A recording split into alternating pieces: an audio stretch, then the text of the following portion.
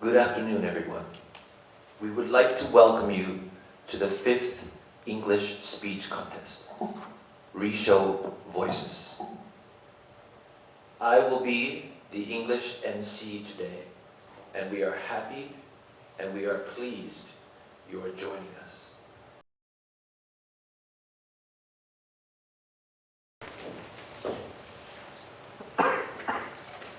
All right, good afternoon and welcome to the 5th Rissho Voices Speech Contest. We're very pleased to have all of you in attendance today, and we really appreciate your support. And we would also like to extend our appreciation to the Rissho University President's Office for their continued support for the past 5 years. I would like to thank all of our students and high school students who entered the contest this year. I admire you for taking yourself out of your comfort zone and challenging yourself. So, regardless of the results today, all of you have taken a huge step forward in your English studies and personal development. Best of luck to everybody.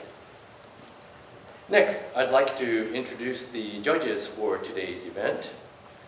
First is Professor Kei Nakamura. Okay, and Professor Nakamura is professor of the Department of English at Meisei University. She has a PhD in psychology from the University of California at Berkeley, and is currently involved in the research of various issues in the fields of first and second language acquisition. Thank you. Next is Mr. Matthew Dean Omby. So Mr. Omby has an engineering background and has previously worked for the National Aeronautics and Space Administration, otherwise known as NASA. And also, he has worked for Cisco. Mr. Omby is now applying his expertise and experience to the instruction of presentation and effective communication skills. Next is Ms. Yuka Matsuzawa. Ms. Matsuzawa works as a translator and interpreter in various fields.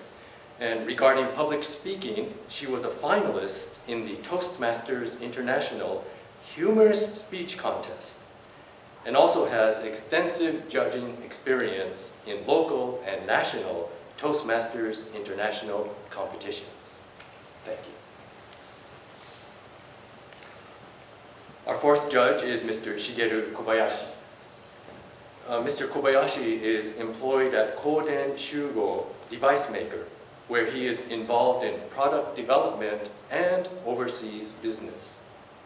Mr. Kobayashi is a 2-time winner of the Toastmasters International Japanese Speech Contest, and also has extensive experience teaching speech and presentation skills. Thank you. And finally, we have Reverend Keiji Oshima. Reverend Oshima is the International Section Manager of the Head Office of Nichiren Shu.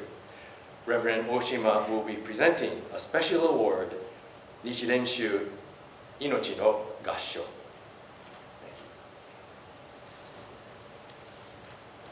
We're honored to have such esteemed judges today. I would also like to express our gratitude to the preliminary round judges, former Temple University Director of Continuing Education and Public Speaking Instructor, Jeannie Medrano, journalist and University English Instructor, Shingo Ito, and Yokohama City University Professor, Hiroaki Ohashi. Our students have worked very hard preparing for this day. So please sit back and enjoy the contest. Thank you.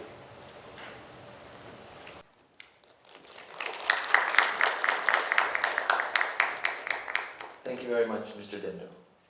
Next, Yoshikazu Hamabata, the Vice President in charge of the Center for International Exchange, will give an opening message. 皆さんこんにちは。私日本語でご挨拶させていただきます。よろしくお願いいたします。国際交流担当副学長を、拝命しております。今日の、第5回、英語スピーチコンテストが、このように開催されることを大変喜ばしく思っております。この大会は、2021年から、立正大学学園開校150周年記念事業といたしまして、開始されたものでございまして、今年で5年目を数えるものでございます。開始当初はもうコロナ禍の真っ最中ということで、非常に不便を強いる形で、開催をしていたわけでございますが、そういった制約もなく、このように開催できることを喜ばしく思ってございます。これまで学生の皆さん、それから、中高の生徒の皆さんにもですね、日頃の研鑽の成果をですね、こちらで発表していただき、またその日々の力をですね発揮していただけますように、心から記念しております。また今日来ていただいております審査の先生方、またご指導いただきました教職員の皆様方のお力添えをもちまして、この大会開催をされております。伝道センター長をはじめといたしまして教職員の皆様のですね支えがあってこその大会でございます。深く御礼申し上げます。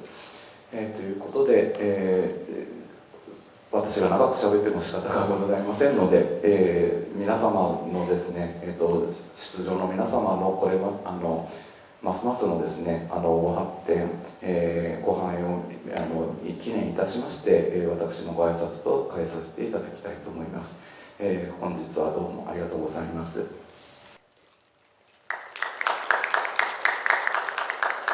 Thank you very much, Mr. Kamabata. And now, the moment we've all been waiting for. We will commence with the speech contest. The first presenter is Ruku Ushioda from the Faculty of Psychology. Recognizing your privilege, the first step toward a society for all. Have you faced any difficulties when walking up and down the stairs coming to this hall today? Have you ever hesitated to use the bathroom assigned to your sex?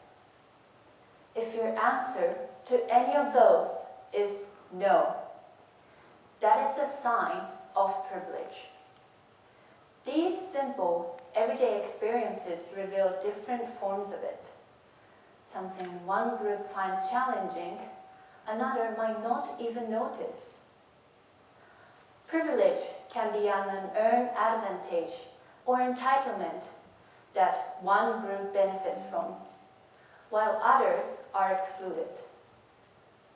Today, I'd like you all to reflect your own privileges and imagine a more inclusive society. Recognizing privilege often surprises us, opening our eyes to learning what others struggle with. I was myself surprised too.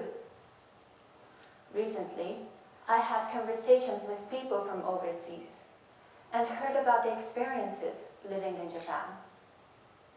They told me how amazing Japan is, but also shared how they have been hurt by unfair or prejudical treatment. I didn't know they would deny an apartment or charge additional rent just because they were foreigners. I didn't think some felt alienated until I heard one of them say, "No matter how many years I've lived in Japan, I'm still treated like a foreigner." I was stunned to realize that being born and raised in Japan as a Japanese person is, in itself, a privilege. I even felt ashamed of my own ignorance, especially as someone who has experienced the struggles of being a minority myself. As a member of the LGBTQ+ community, I spent my university years fighting for our rights as minorities. We've been struggling for days to achieve marriage equality and anti-discrimination laws. Even just in the last 4 years of my activism, I faced moments of frustration and disillusionment while thinking about the long journey to win our basic human rights. Struggles that show up in everyday campus life as well. Think about how some of us hesitate to check the other box for gender on a thesis questionnaire, or to talk openly with friends about someone we deeply care about. We fear that our classmates sitting next to us might discover our gender identity. We left unsure if we can be open about our lives, or if we will be judged. However, I know a country that recognizes privilege and is actively working to change their society. That is New Zealand, where I studied abroad last year. When you think of New Zealand, you may picture the haka, the traditional Maori people. But behind that cultural symbol is the history of oppression. For generations, the Maori have struggled with poverty, drug addiction, and marginalization in a society built by and for the privileged Western settlers. Yet, I witnessed a shift toward inclusivity in daily interactions.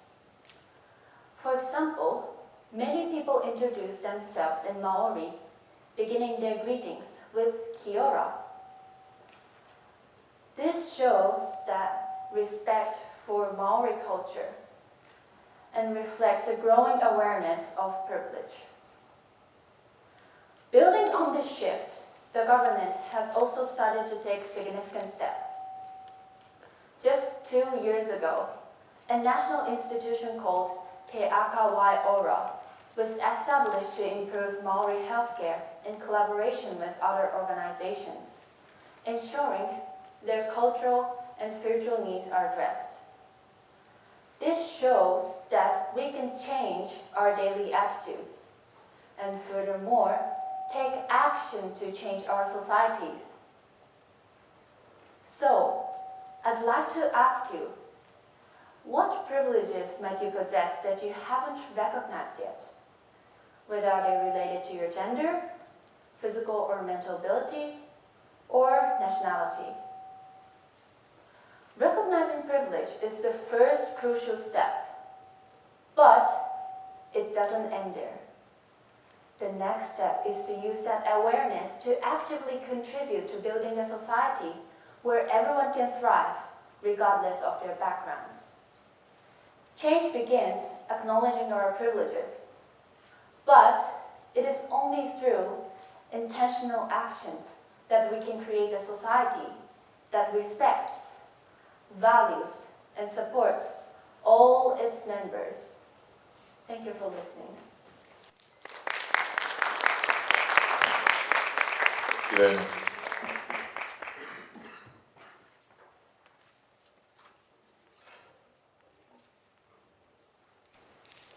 The second presenter is Minori Katsuda from the Faculty of Business Administration.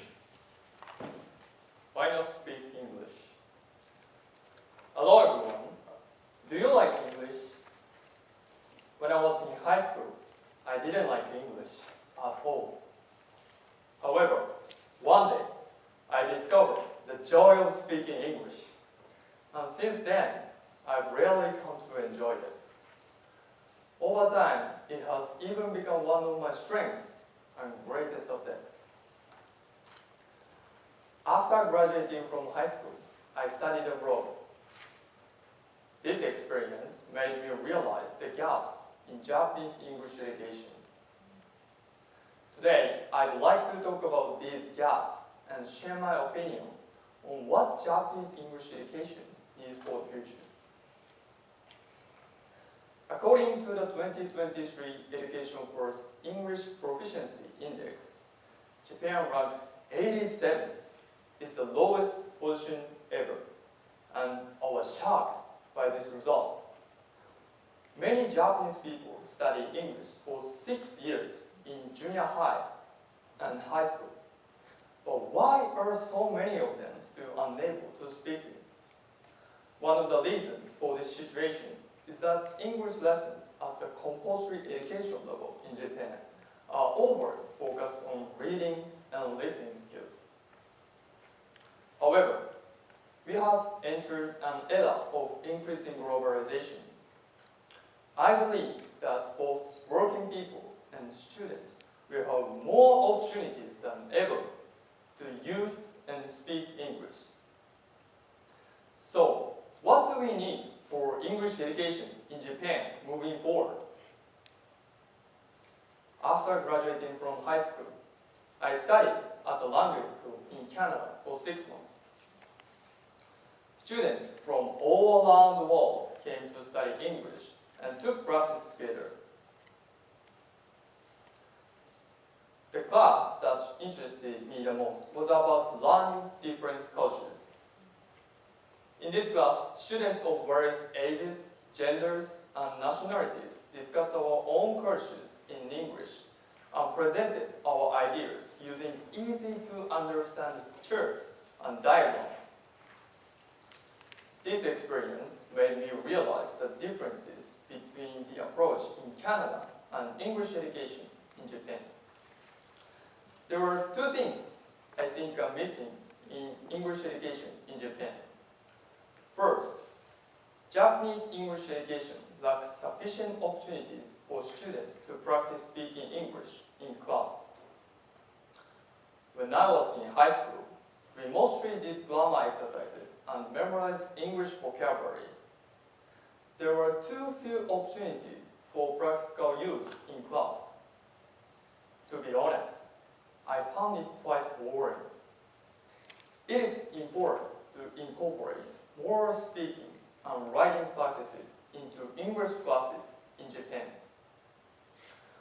Moreover, students' interest and engagement are necessary to acquire English. When I was a child, my parents took me to New York City in the United States. There, I met my mother's Japanese friend and heard her speak English so fluently. I was struck by how impressive she was. I thought that being able to speak English could enrich my life. This experience motivated me to take my English studies more seriously. However, not everyone has the opportunity to have experiences like these. We need substitute to attract students' interest. What's important here is learning about different cultures. That is the second thing I think is missing in English education in Japan.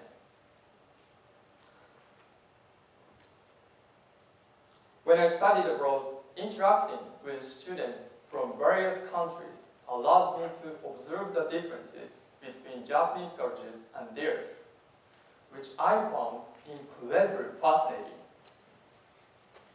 In English classes in Japan, we could use materials that let students learn about different cultures, compare them with Japanese cultures, and discuss the differences.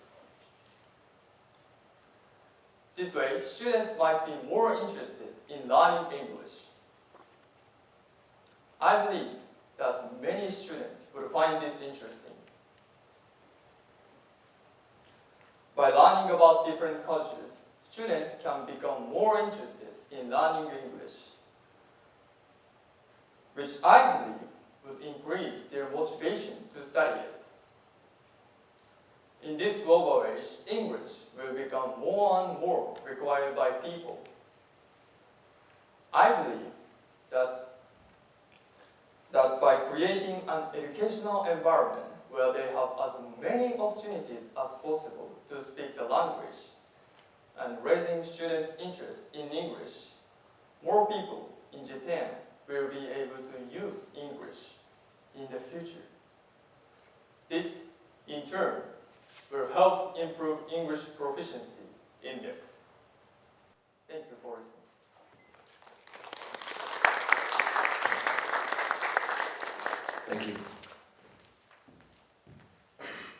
third presenter is Rie Gomi from the Graduate School of Humanities and Sociology.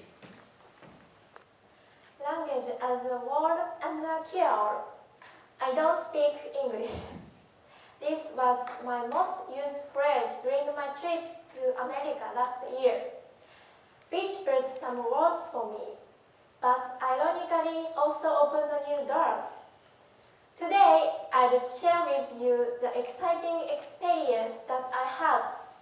Last year, I ventured abroad for the first time to attend a research conference in America with my advisor. Although I couldn't speak English, people were kind to me. However, the experience I had one day at the supermarket felt different. The cashier asked me something so fast that I couldn't understand him and froze like a statue. Seeing my confusion, the cashier sighed. Cold eyes looked down on me. I felt as if I had ceased to exist as a human being. At the moment, I thought of my mother, but as a non-native speaker, her Japanese isn't fluent. Since childhood, I've been her bridge to other adults. I communicate politely, and adults usually respond kindly. However, Mom often complained about being treated coldly because she was foreign. For over 20 years, I didn't believe her. Why? Because of the strong personality. She would say, "Don't be weak, or you'll get sick. Never let anyone push you around. Always stand your ground. Stressing about friends? That's a waste of your days. Hit your enemy before you get hit. Why can you say this when it's so clear?" But Mom, to survive in Japan, you should be meek and turn other cheek. Keep your head down, keep it low, even if it's just a show. Let the roam and you won't doom it. When you roam in Rome, why can't you see this when it's so clear? I blamed her attitude for creating conflict with Japanese people, but after the experience at the American supermarket, I finally understand how alienated she must have felt. Wasn't her assertiveness a survival strategy for raising a child alone in an unfamiliar Japanese society? Without speaking up, she wouldn't have been treated as an equal. Her forceful attitude emerged from the frustration of not being understood. The language barrier has multiple layers. Beyond just not understanding your words, people can treat you as inferior for not speaking their language. Furthermore, when we use the same words, we often assume we talk about the same reality. With my mother, we spoke Japanese, but our hearts weren't connected. The words relationship had completely different meaning for me trying to make friends at school, and for me, mother trying to survive in Japan society. While conversation seems to walk on the surface, we were unaware of each other's context, which created miscommunication. Doesn't this happen also when it comes to social issues? People very often fail to see individual context behind each person, labeling them simply as foreigner or Japanese. But the experience of my mother, being a foreigner who has lived here for decades, is very different from that of the foreigner who lived in Japan for a week. When we think with the foreigner versus Japanese dichotomy, we fall into general assumption complexity that exists between these poles. Behind each word there is a complex reality that can be different for every speaker. It was so for me and my mother when we use the word relationship. It is so also for many of us when we use the words foreigner or Japanese in everyday situations. The barrier of the arises, becoming an invisible cage that limits our thinking. By facing these walls, we can overcome them.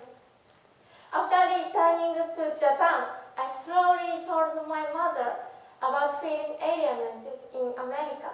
I shared how I know such her self-assertion as a protective strategy and apologized for not understanding her pain before.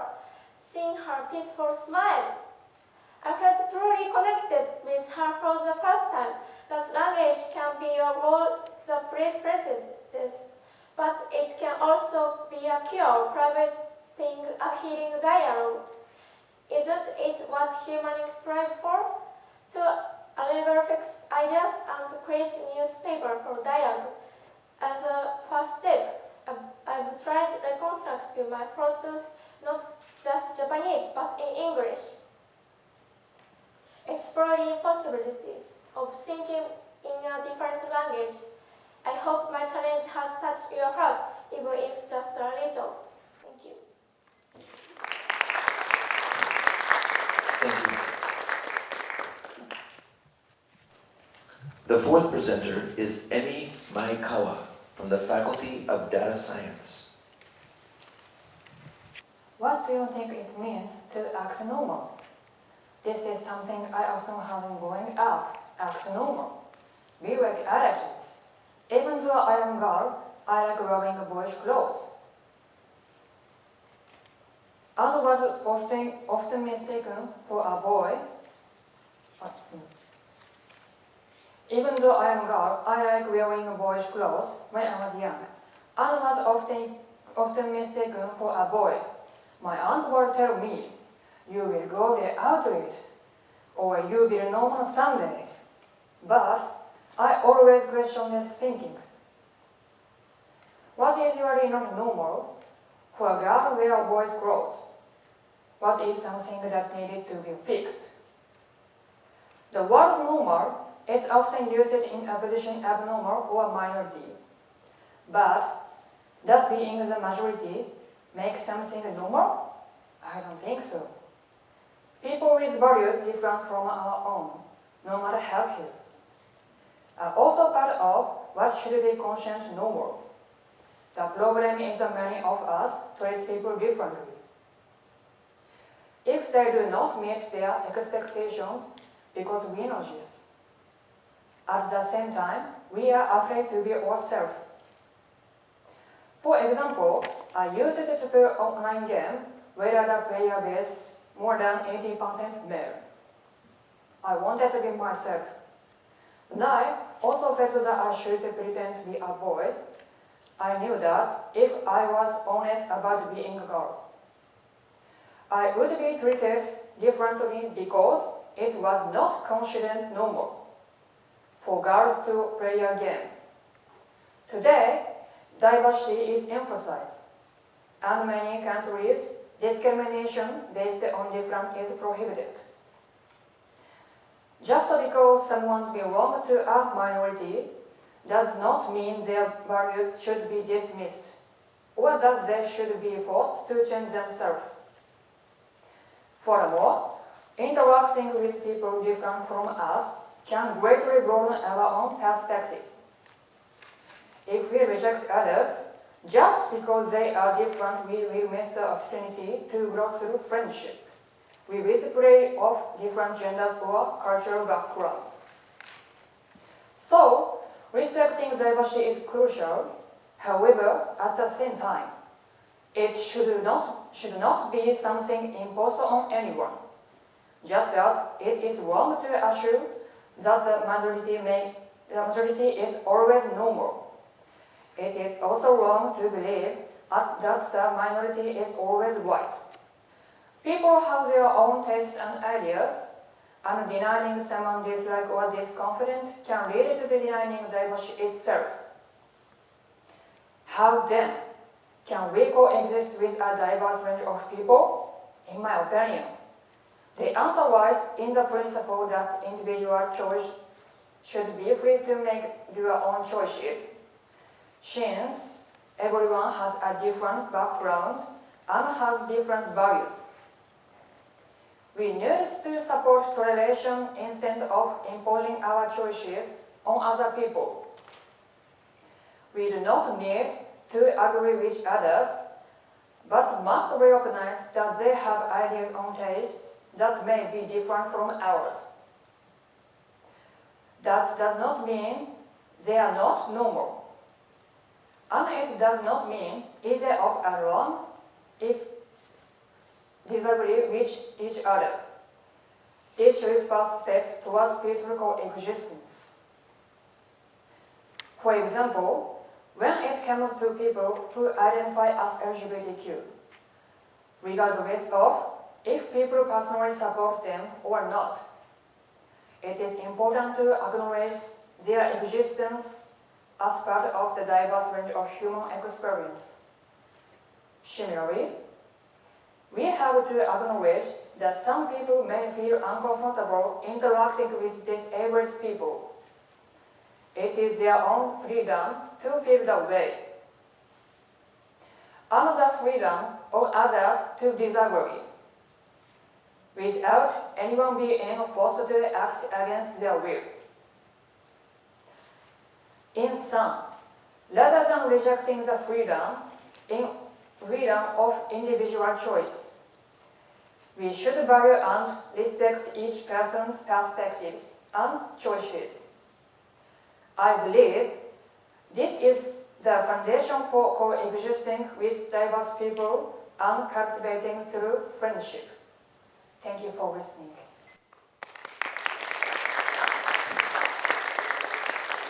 Thank you. The fifth presenter is Tomomi Yagi from the Faculty of Law. Origami and ukiyo-e, Japan's cultural legacy and global impact. My name is Tomomi Yagi, and today I would like to talk about how Japan's long-standing cultural traditions have contributed to international society. Traditional Japanese culture includes arts such like ikebana, shodo, and origami.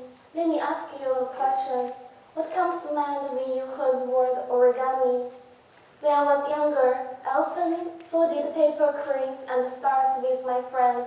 It was a simple childhood activity for me.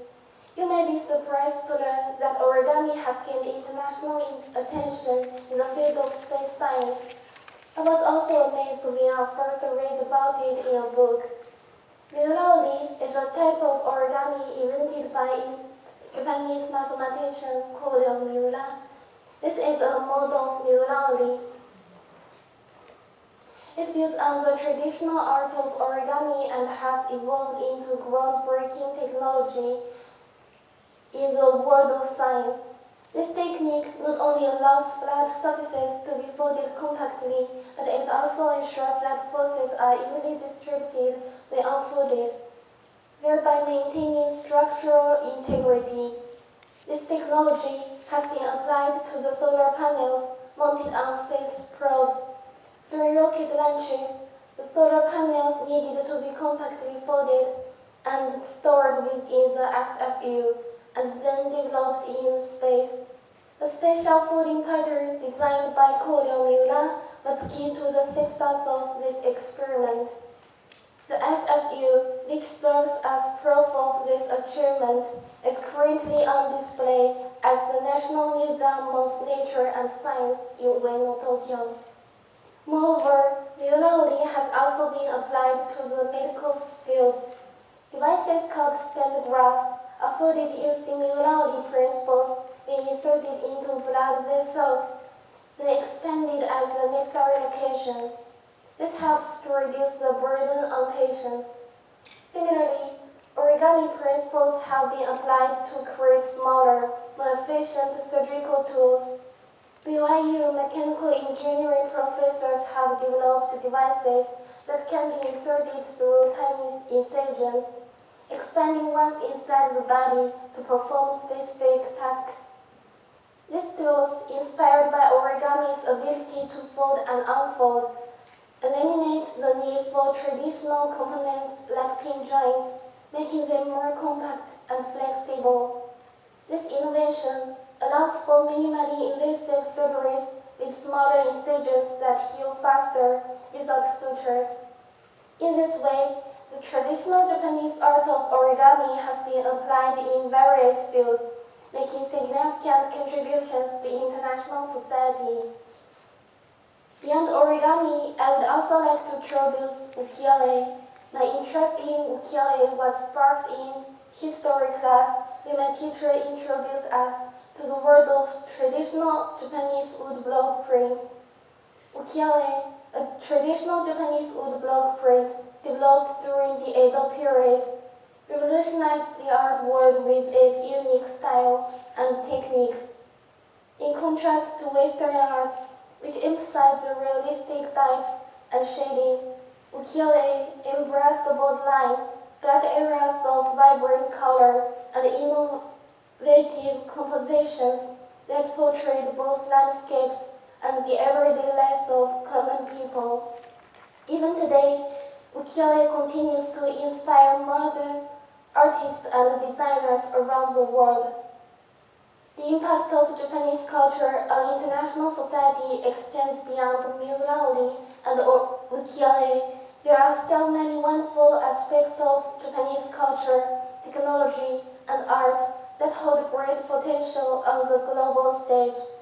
The ongoing exchange of ideas and creativity between Japan and the world is a testament to the power of culture to transcend borders and foster mutual understanding. It is our responsibility to discover, understand, and pass these treasures on to the next generation. Thank you. Thank you. The sixth presenter is Eito Noguchi from the Faculty of Business Administration.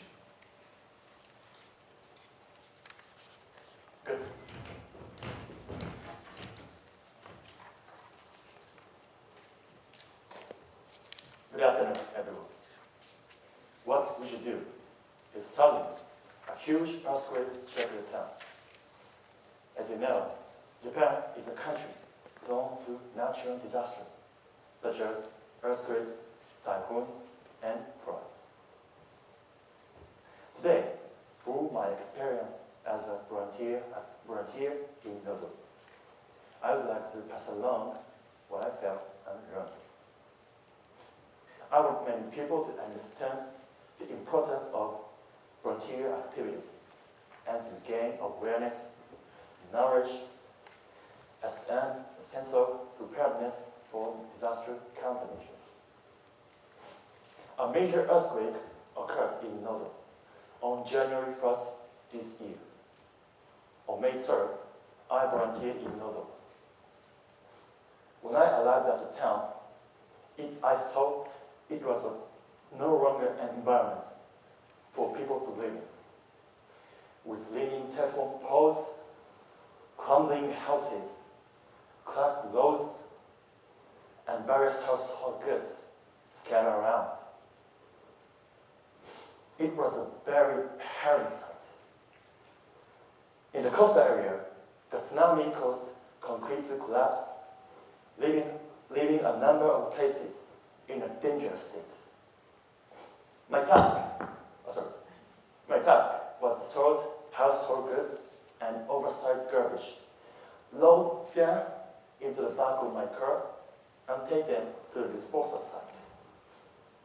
At one house I visited, New Year's decorations such as kadomas were still left behind, giving the impression that time had stopped since the earthquake.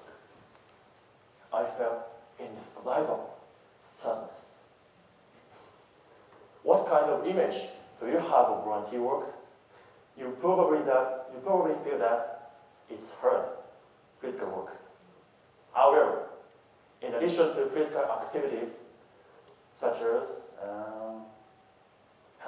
carrying out household goods and clean up, there are also activities to support disaster victims through communication, such as talking and holding workshops. By listening to the stories of people in disaster-stricken areas, you will observe the situation and feeling of the time. And these experiences and wisdom can save your own life and those close to you.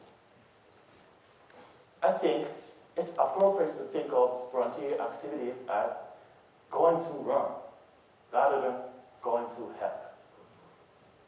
By participating, I became acutely aware of the terror and pain of disasters, the necessity for disaster countermeasures. When I talked to the disaster victims, many of them were worried about the safety of their neighbors, asking, "Hey, are people in that house okay?" When the work was over, they gave us snacks and drinks, saying, "Hey, if you like, please eat it."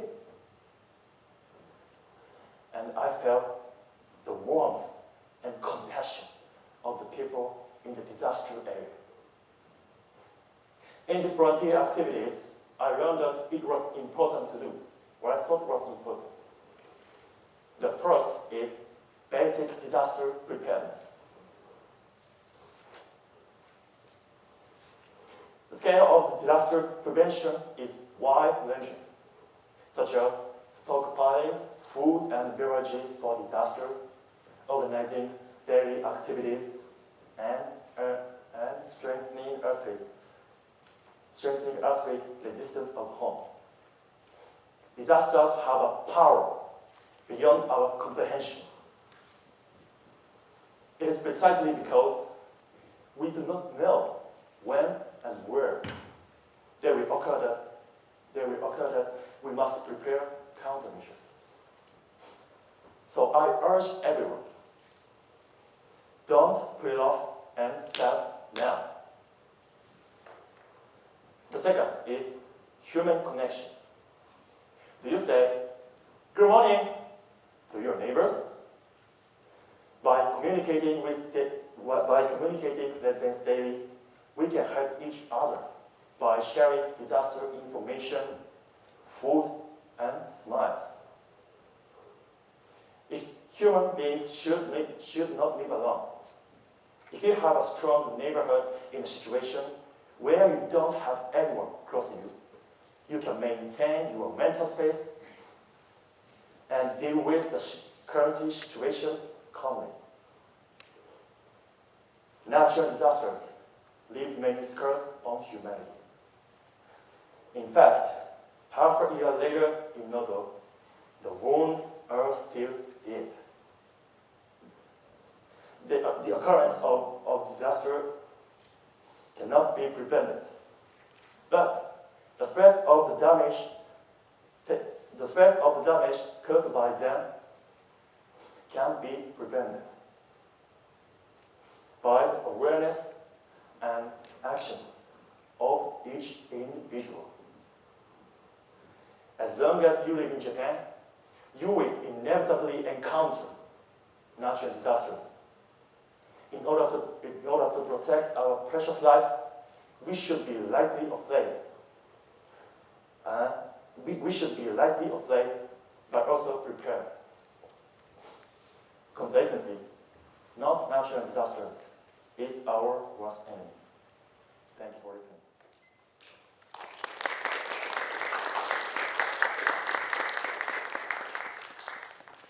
Thank you. The seventh presenter is Miyu Hori from the Faculty of Business Administration. Hello everyone. Today I would like to talk about How to respond to natural disasters. When you hear the phrase natural disaster, what comes to mind? For me, it's earthquakes. Likely because living in Japan means experiencing many of them. I'm turning 20 this year, and I feel I've encountered more major earthquakes than people my age in other countries. Do you remember the Noto Peninsula earthquake that happened earlier this year? I was visiting my grandmother in Toyama at the time. The quake struck just after 4 p.m. We had just finished eating snacks and were about to go Hatsumode. Suddenly, all our family members' smartphones received an emergency earthquake alert at the same time. And the alarm echoed through the living room.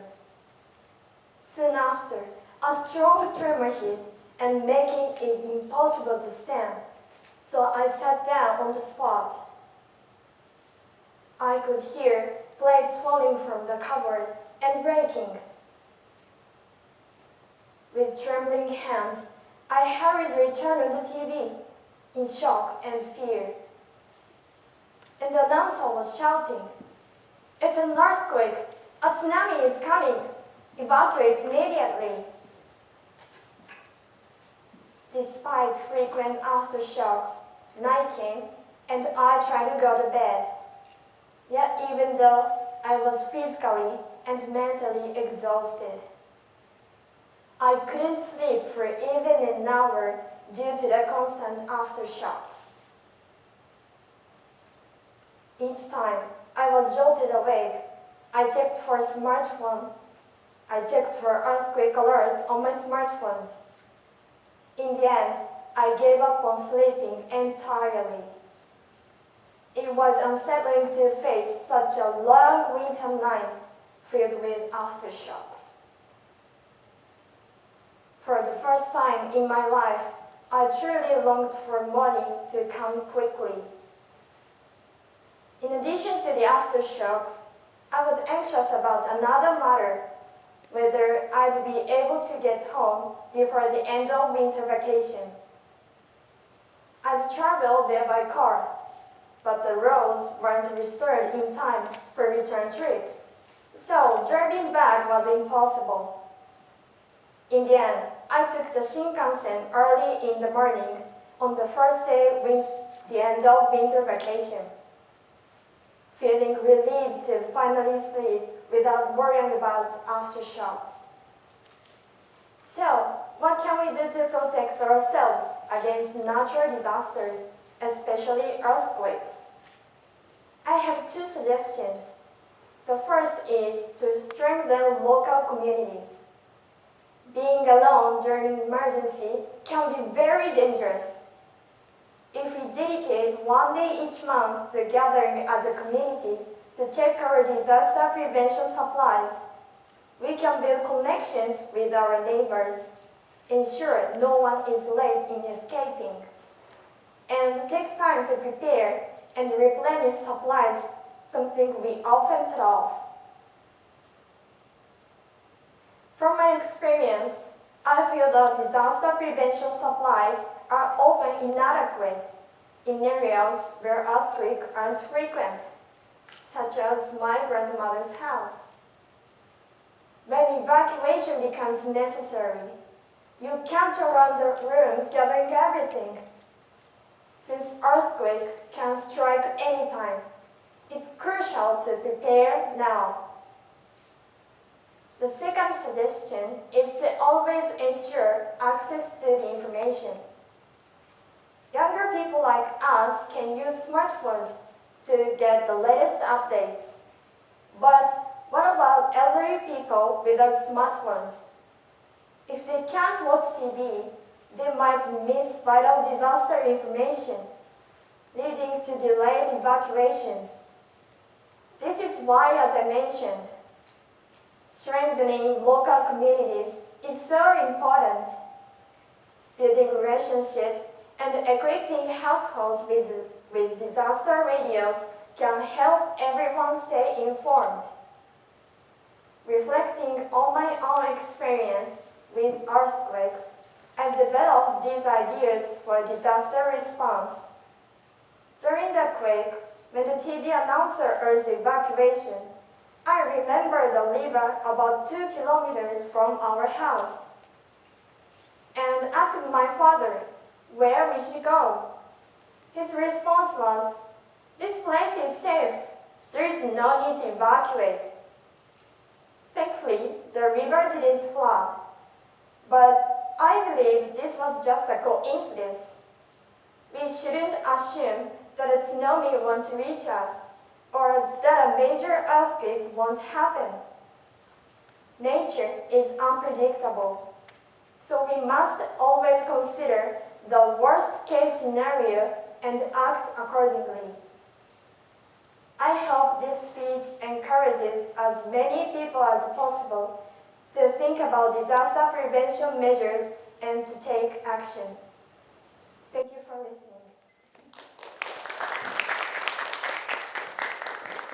Thank you.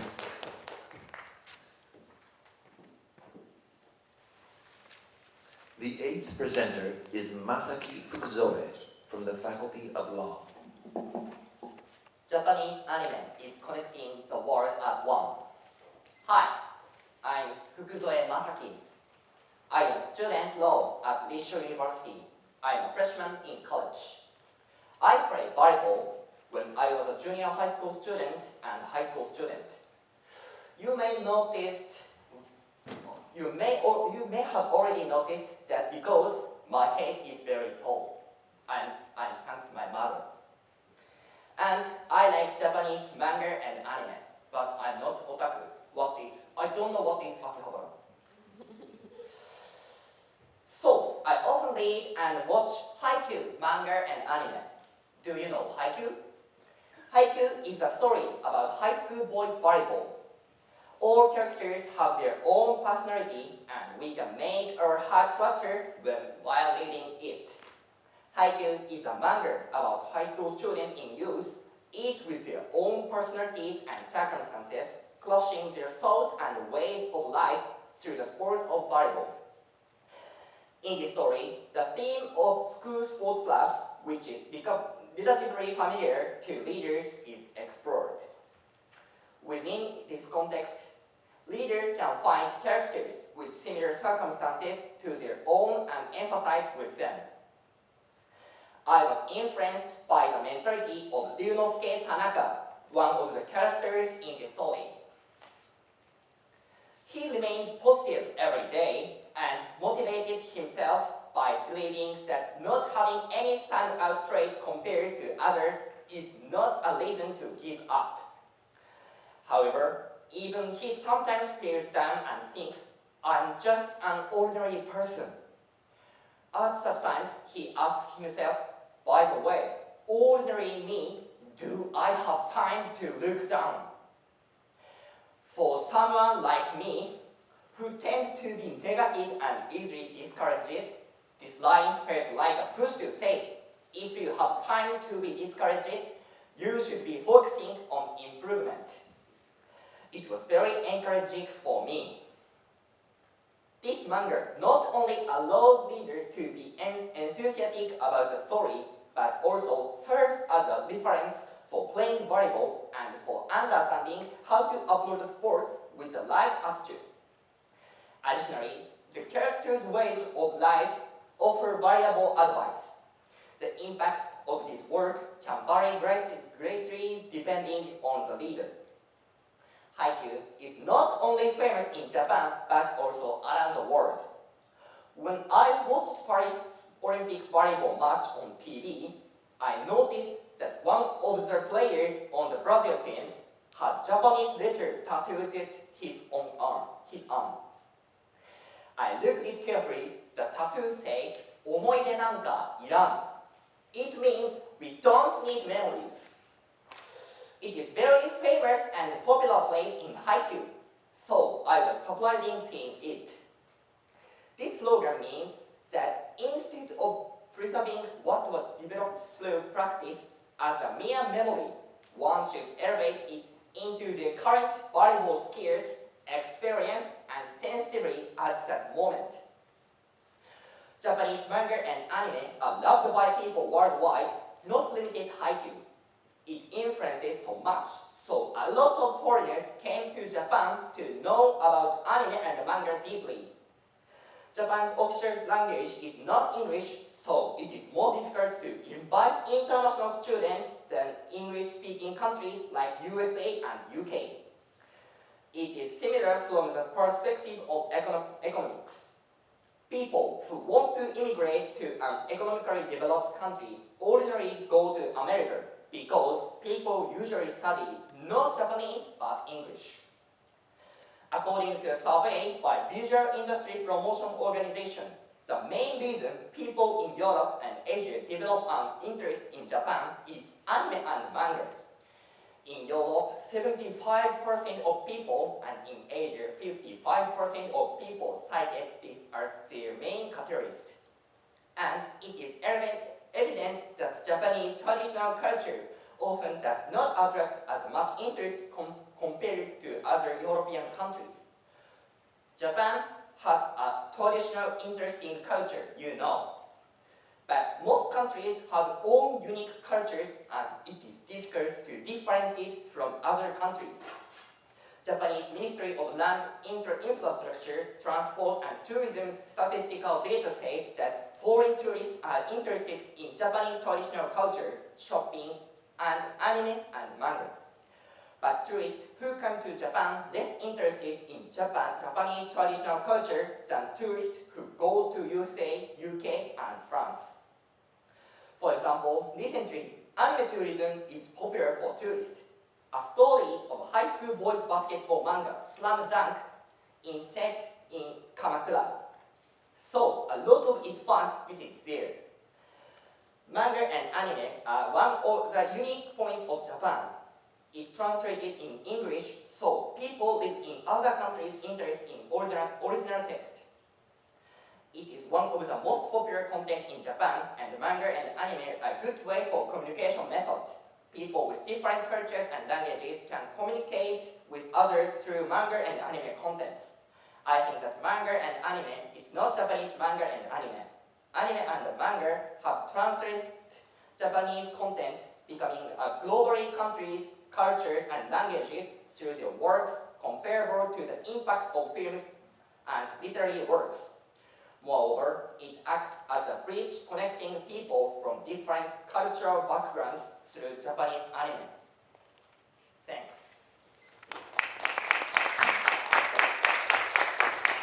Thank you. The ninth presenter is Hinata Nakai from Rissho Senior High School. Good afternoon. Today, I would like to talk about social media and human relationships. Do you use social media? I use social media every day, despite before test. I think most people use it every day on various occasions. Of course, it is a very useful tool, but there are some risks. In recent years, the number of students using the internet has continued to increase, so we should use the internet with more caution. First of all, there is cyberbullying. There are many social media in the world, such as Line, Instagram, and Twitter, now called X. When using them, we may get bad or threatening comments from friends or strangers. This situation is called cyberbullying. Why does it occur? One of the reasons for this is that social media can be used so anonymously. We can easily make comments to others, even though we never met them. Therefore, we can be both victims and perpetrators. Second, there is problems of social media addiction. Social media is very convenient and fun, but if we overuse it, we may become unable to stop. This condition is called social media addiction. It's very dangerous, especially for students. They think about social media all the time and can't concentrate on studying and other activities. But if worse, it is very difficult to deal with it alone. In this way, social media has some negative effects. However, social media also has positive effects. By using it, we can gather information easily and talk to people who have different opinions. In my case, by getting to know university students through internet, I was able to obtain information regarding entrance examination. We can also use social media to create new connections. If we can make friends with common interests, our life will be richer. Needless to say, social media will be increasingly used in the future. So it is important to keep in mind that there are a lot of hidden dangers. Using social media effectively can be helpful in enriching your relationships. But please heed my warning today and be aware of the pitfalls. Thank you for listening.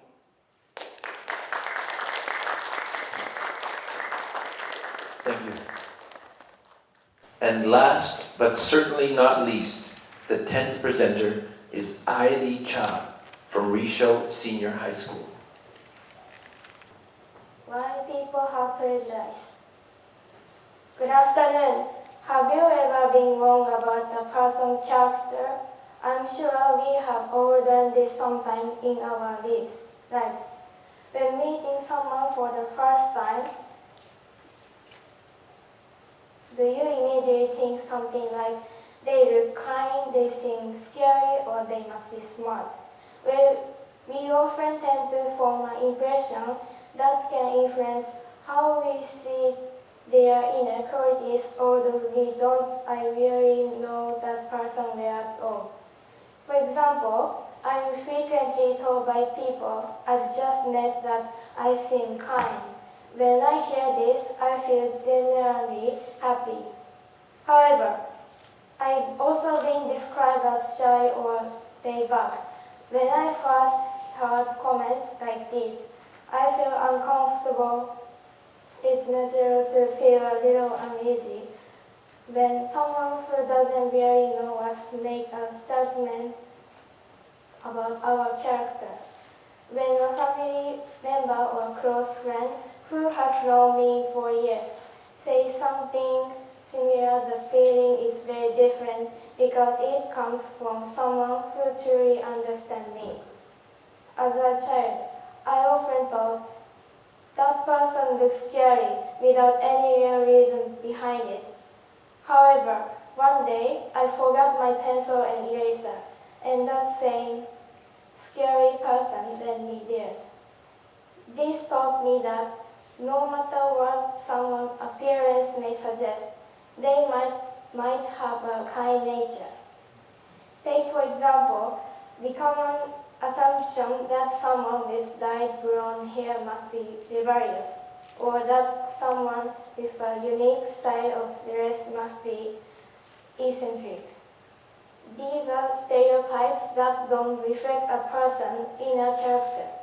Isn't important, especially in today's world, to look beyond such appearances and focus on the person within? There is subtle but powerful form of prejudice when we say something like, they were surprisingly kind. If someone say that to you, would you truly feel happy? Personally, I believe the word surprisingly implies that the speaker initially had held a negative impression that was proven wrong. We may think we are open-minded, but our first impressions are often influenced by biases that lead us to make assumptions about others too quickly. These assumptions can prevent us from seeing why someone truly is. Thank you for listening.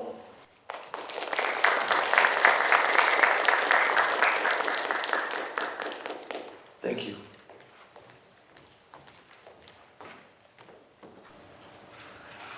We will now begin the awards ceremony. Center Director Dendo will give a brief comment about the speeches. You know, effective public speaking is much different from other forms of communication. It requires specific skills and techniques, and lots and lots and lots and lots of practice, practice, practice. Right? No? Okay. So to our presenters, I say be very, very proud of what you've accomplished here today. You have all given polished and inspiring speeches and in English. So regardless of the results today, you are all winners and my heroes. I congratulate you on a job well done. Let's give another round of applause to all our presenters today.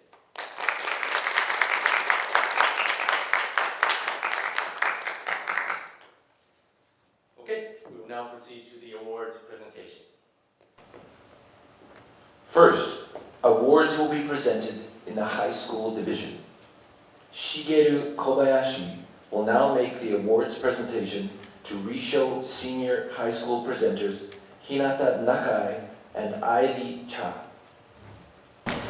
So, recognition of excellence, Rissho Voices. The first English speech contest here. Congratulations, you did it. Very nice speeches. Thank you.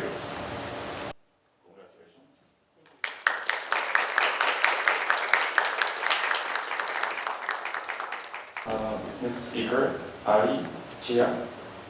Ali Chia, please. So you made a good job. Congratulations and thank you very much. Nice speeches. Congratulations.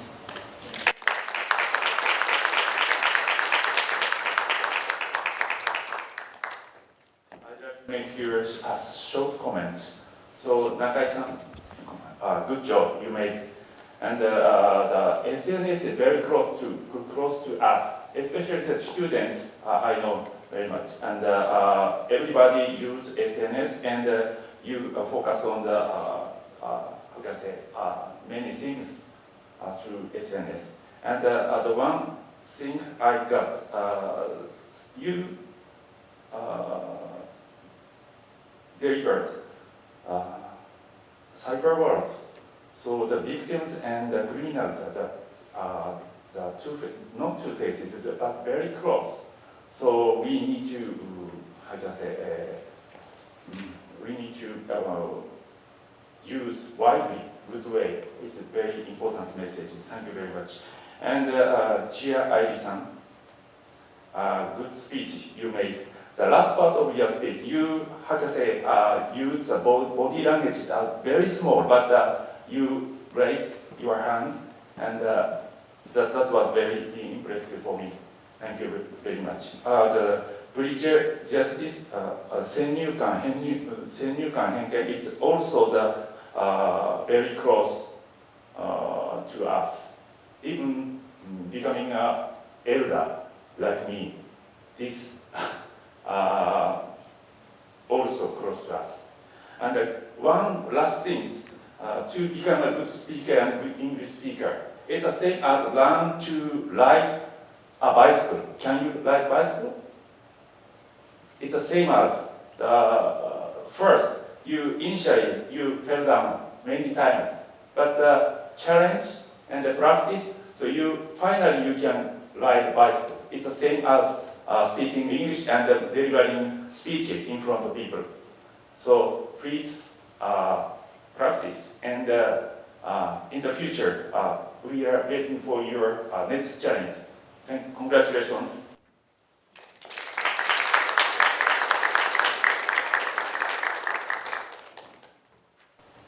First, the Nichirenshu Inochi Nigasho Special Award will be presented. Reverend Keiji Oshima will now announce the special prize winner and make the awards presentation. So, Nichirenshu Inochi Nigasho Special Award is awarded to Emi Maekawa.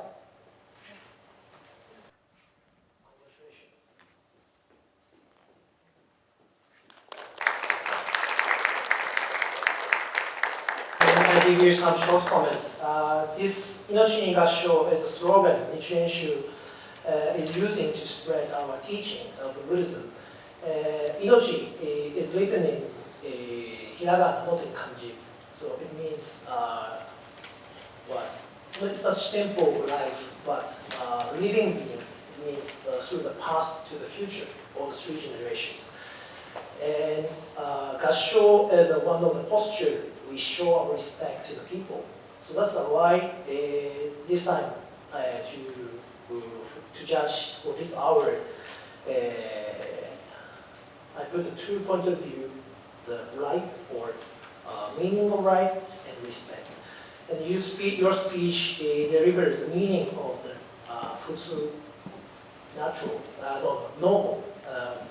But if I translate futsu in English, I can use various ways. So normal is defined by the law, defined by someone or a community. But it should be a natural for everybody. So what we should do is accept the natural thing for someone as our natural. So this is what I received from your speech, and it can be a good Dharma talk for us and priests. So that's why I choose you to give you this special honor of mentioning Rissho initiation. Thank you very much. .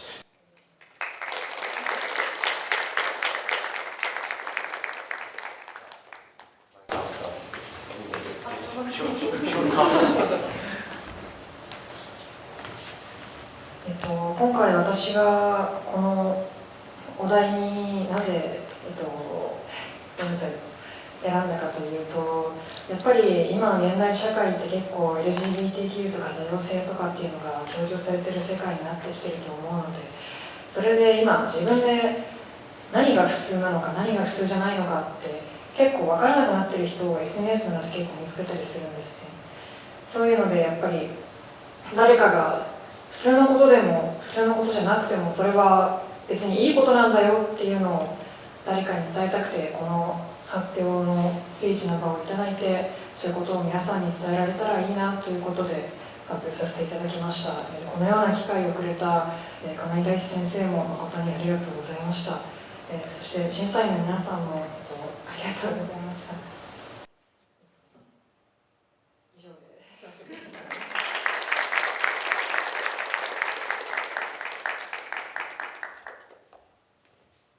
Next, we will announce the Encouragement Awards. 5 winners will receive certificates and additional prizes. Gary Dendo will make the presentations. Okay, so again, I would like to congratulate all of our presenters today. And I was especially pleased to see a wide range of topics, such as tolerance and diversity, Japanese culture, disaster preparedness, and education. I learned a lot from your speeches, and I also learned a lot about you, the students of Rissho University and Rissho Senior High School.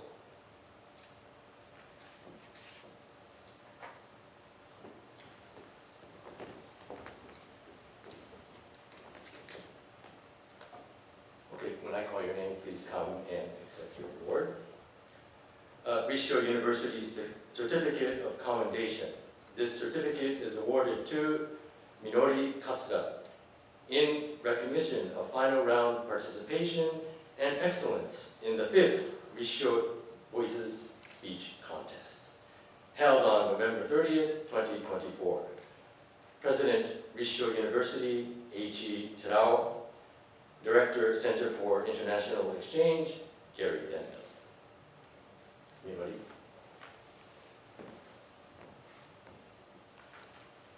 Great job.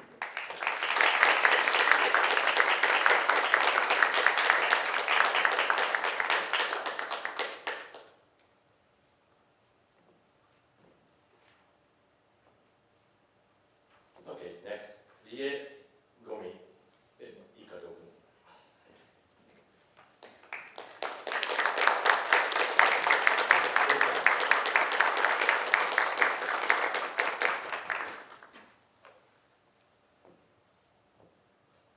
Emi Maekawa.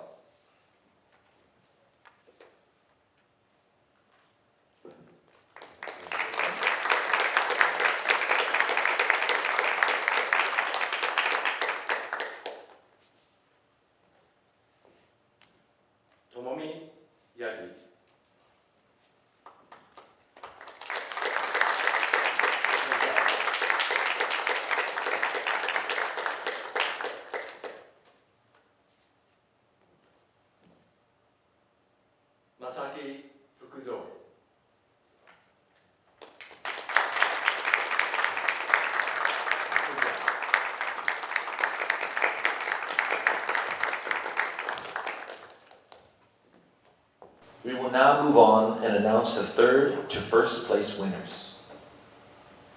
Yuka Matsuzawa will now announce the third place winner and make the awards presentation. Rissho University Certificate of Commendation. The third place winner is Eito Noguchi. Please.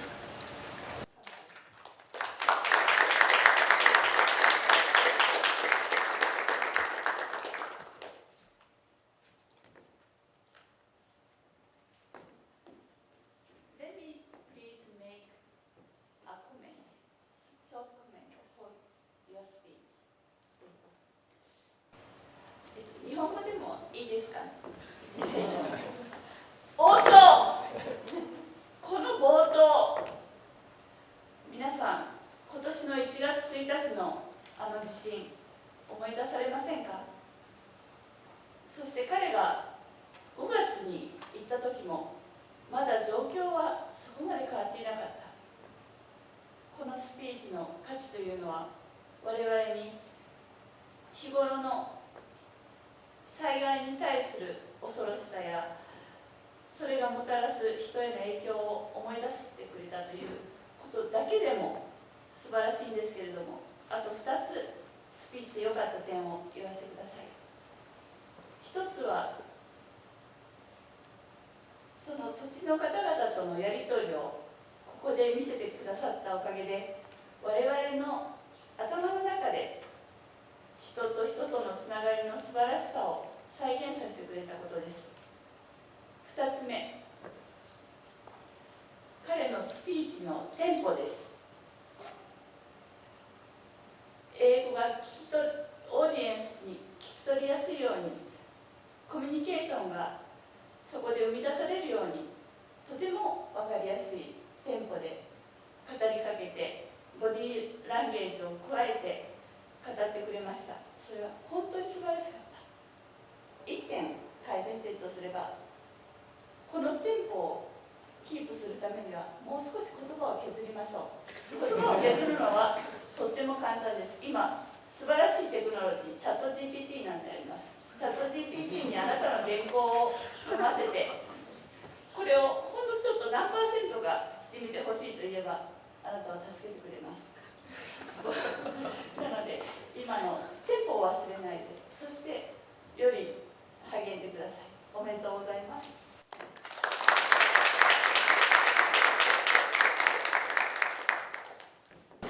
3位という賞をいただいてとても光栄に思います。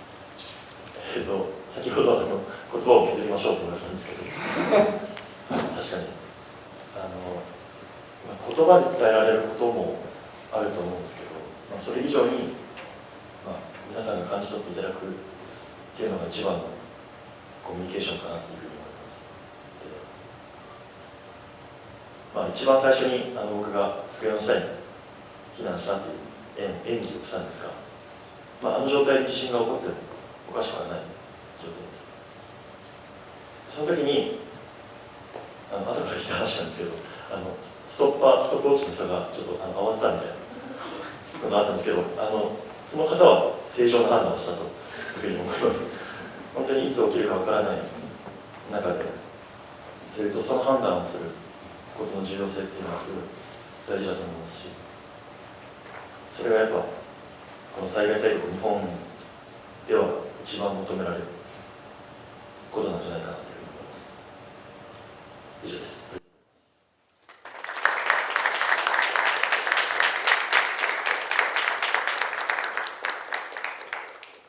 Matthew Dean Onby will now announce the second place winner and make the awards presentation. Rissho University Certificate of Commendation, second place. This certificate is awarded to Ruku Ishioda in recognition of the final round of participation and excellence in the 5th Rissho Voices speech contest held on November 30th, 2024. Please come.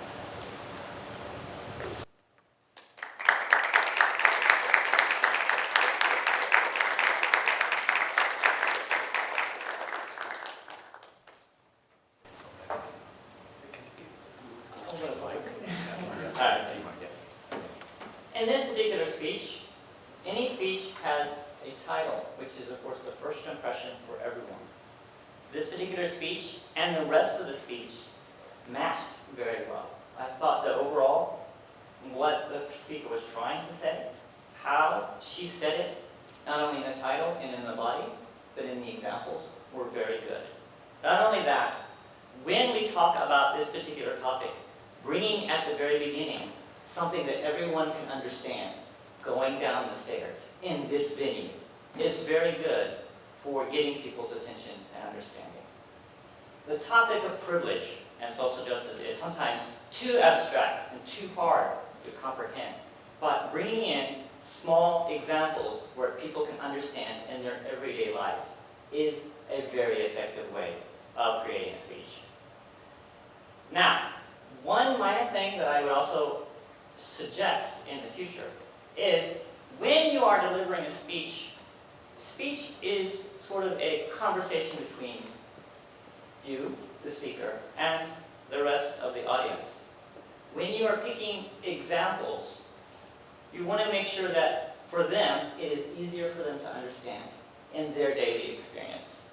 In my case, I was thinking, if the average audience did not know much about New Zealand or Hakka culture, they may think, oh, that's easy to say. That's just in New Zealand. That's what those people over there. It has nothing to do with me in Japan. So thinking of examples like, oh, that's right. There is discrimination, especially for Koreans in Japan. But we need to overcome these types of things.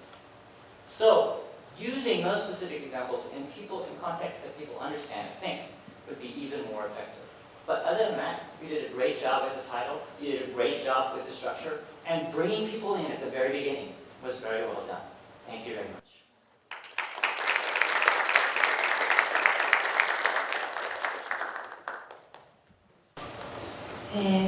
このような、2という形で結果をいただいてありがとうございました。そうですね、つい先週の話なんですけど、例にニュージーランドを出した通り、先週マイタンギ条約の再解釈という形で周りの方々にバックラッシュという形でまた抑圧がかかるというのがあったんですけど、それに対してすごい大きな抗議というのが全国民の方々で起こりました。でそういう時にやっぱり声を上げるには自分の特権をしっかり自覚して行動していくっていうことが大切なんだなというふうに自分の中で思いました。そういったことを皆さんに考えていただける機会になったら良いなというふうに思います。指導教員の前田先生のあと審査員の方々、ありがとうございました。以上になります。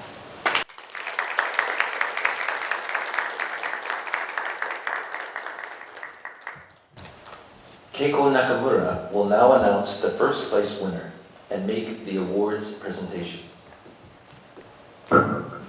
Rissho University Certificate of Commendation, first place. This certificate is awarded to Miyu Hori in recognition of final round participation and excellence in the 5th Rissho Voices speech contest held on November 30th, 2024. Please come up.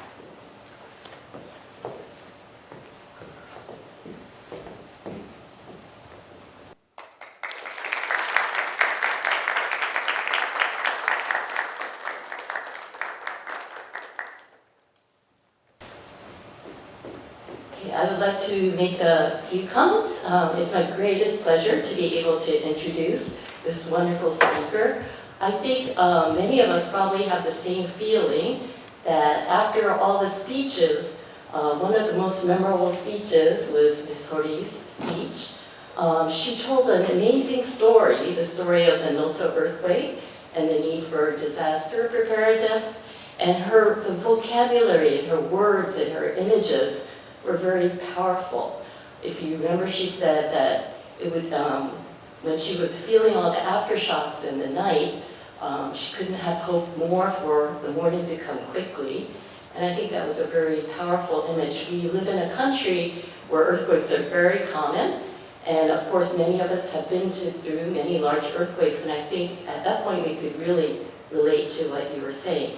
But it wasn't only the story of her experience at her grandmother's house, but she also provided 2 practical suggestions for disaster preparedness, which I thought were very good. And on top of that, her presentation style, the fact that she was able to deliver her message very clearly, great pronunciation, beautiful articulation, and also really using pauses in a very effective way that made it very impactful for the audience. I thought she did an amazing job, so congratulations.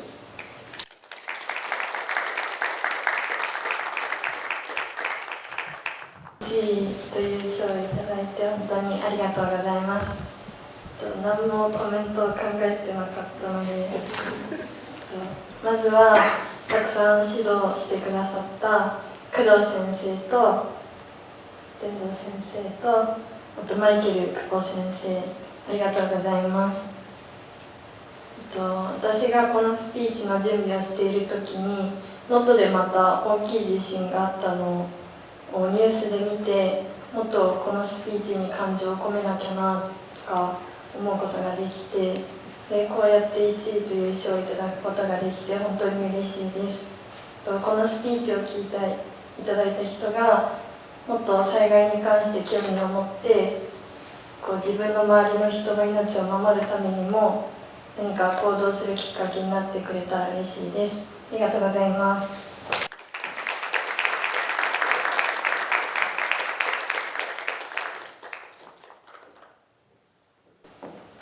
Center Director Dendo will now make his closing remarks. Okay, I'll keep this brief. So on behalf of the Center for International Exchange, I thank all of you who came here today to support our speakers. And special thanks go to our dedicated instructors who gave their time and effort to coach our speakers today. And I hope our students have moved, inspired, and informed you. It's been a privilege to bring this speech contest to you for the last 5 years. So please join us again for next year to hear the voices of Rissho University. Thank you very much.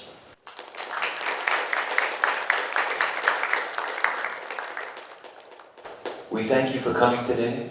We thank our contestants. We thank Mr. Dendo, and we thank the Kokusai Koryu staff for being great and fantastic people. Thanks again, and have a good night.